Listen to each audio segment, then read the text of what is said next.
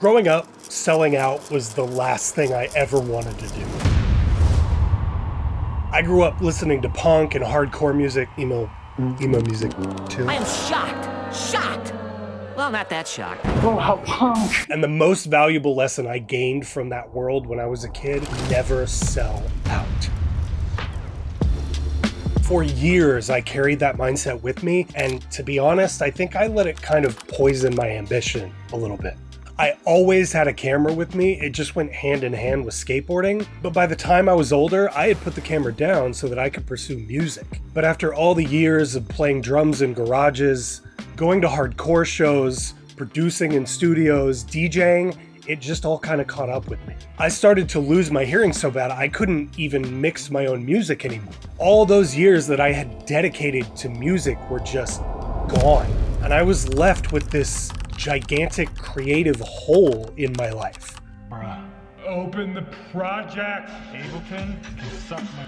Even then, I was terrified of selling out, but when I lost music, I realized sometimes you don't get to choose your compromises, and that life forces them onto you. That is when I picked up a camera again. Not to take pictures, but to film everything.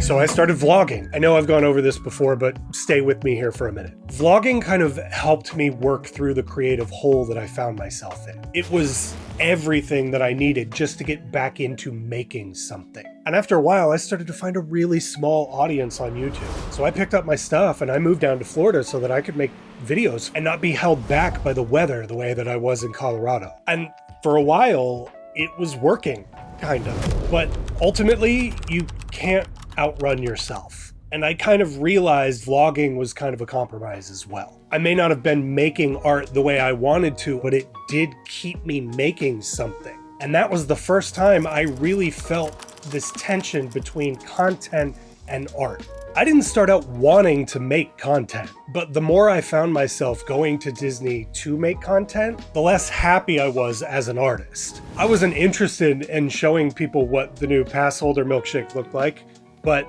there I was, and for what? Views? I just couldn't help but feel like I wasn't making what I was supposed to be making. And so I just stopped making videos altogether. And during that almost 2-year break, I got hired to make a calendar full of Disney photos. So over the course of about 7 months, I busted my ass to get that thing made.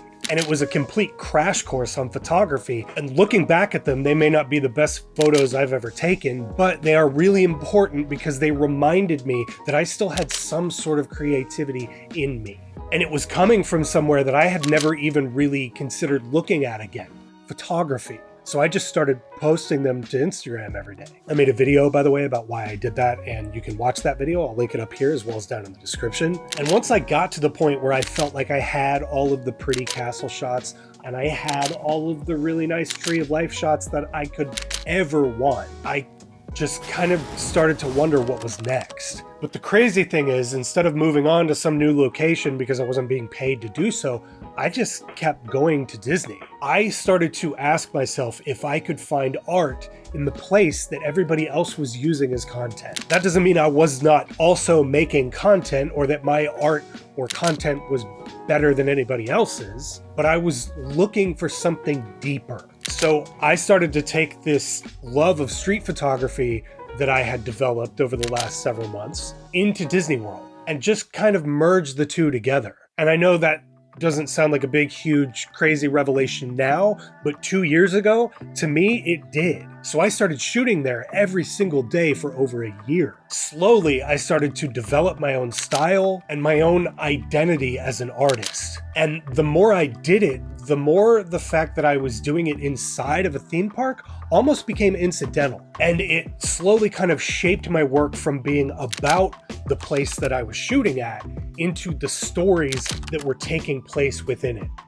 It became about finding truth and human emotion inside of this corporate machine that is kind of designed to only enhance one emotion. And over time, it kind of became more about if I could get photos that reveal the emotions that the machine doesn't really want you to see. Not to poke fun and not to qualify, but to show the cracks in the fantasy. And ultimately, I found myself kind of using it as a way to wrestle between reality and fantasy in our culture. What makes people want to escape from the machine to the machine? And why did I want to escape to it as well? All this hadn't started because I had some contempt for it. It was coming from love and the idea of what that place can and does provide for many, many people. It had come from love, but it kind of evolved into a interrogation. But here's the craziest part.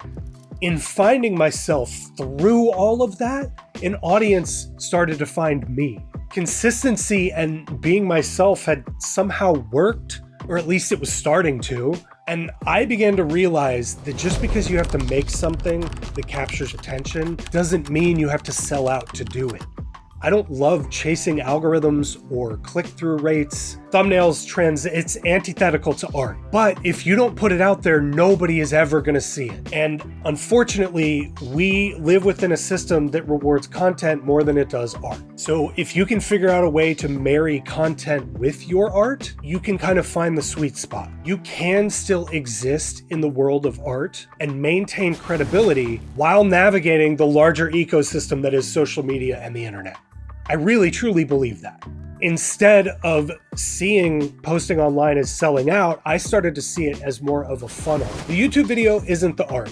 The Instagram carousel is not the art, but they can both point to the art. That doesn't make the content less valuable. In fact, it lets it stand on its own, but you don't have to make that content in a way that makes it feel like you have to sell out your morals for views. You just have to find a way that feels consistent with your art and who you are as an artist and who you are as a person. And if you do that, you can make content that serves the art instead of the art serving the content. Because it's not about hiding from the system, but bending the system toward your own purpose. So I guess, yeah, we're all kind of doomed to become content creators.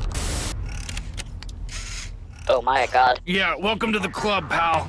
But that doesn't mean you have to sell out to do it. The content is the funnel, the art is the destination.